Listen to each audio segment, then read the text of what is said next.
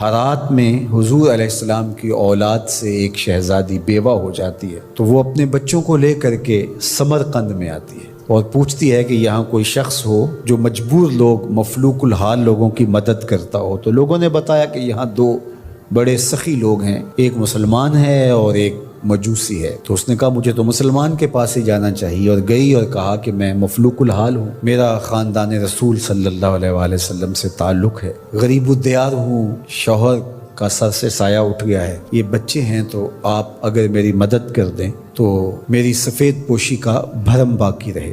تو اس نے کہا کہ بہت سارے لوگ آتے ہیں اور اس طرح کی باتیں کرتے ہیں، تم بتا سکتی ہو کہ تمہارے پاس کیا ثبوت ہے خاندان رسول سے ہونے کا؟ تو اس نے کہا میں مفلوک الحال ہوں، بچوں کو لے کر کے ہرات سے یہاں پہنچی ہوں، تو میں شجرہ تو ساتھ نہیں لیے پھر رہی، بس میری بات پہ اعتبار کر لیا جائے۔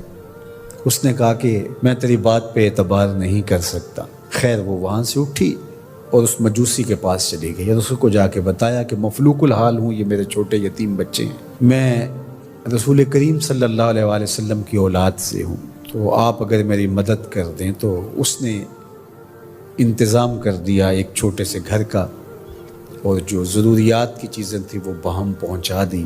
یہ بھی سو گیا اور وہ مسلمان تاجر بھی سو گیا۔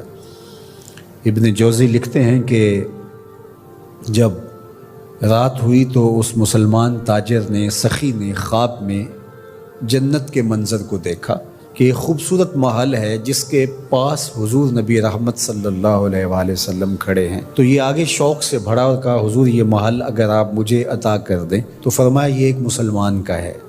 تو کہا میں بھی تو مسلمان ہوں۔ فرمایا تیرے مسلمان ہونے کا ثبوت کیا ہے؟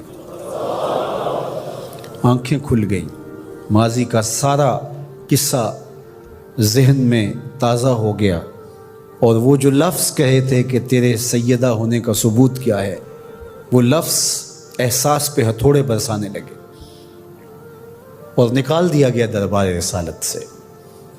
صبح ہوئی تو ڈھونڈتا پھرتا ہے کہ کل یہاں کوئی سید زادی اپنے بچوں کو لے کر کے آئی تھی، کسی کو پتہ ہو تو لوگوں نے بتایا کہ وہ فلاں مجوسی ساہوکار اور سخی جو ہے اس کے پاس ہے۔ تو وہ گیا اور دروازہ کھٹکھٹایا اور قدرے غسیلے انداز میں کہنے لگا کہ ہمارے نبی کی بیٹی ہے اور آپ کو حق نہیں پہنچتا ہے، ان کی خدمت ہمارا ہی حق ہے، بلکہ کہا 300 دینار لے لو اور جلدی کرو ہمارے سپرد کر دو۔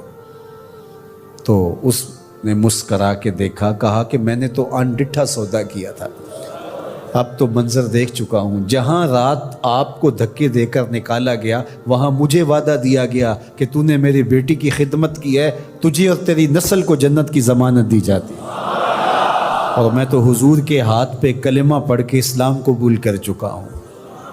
اللہ اکبر۔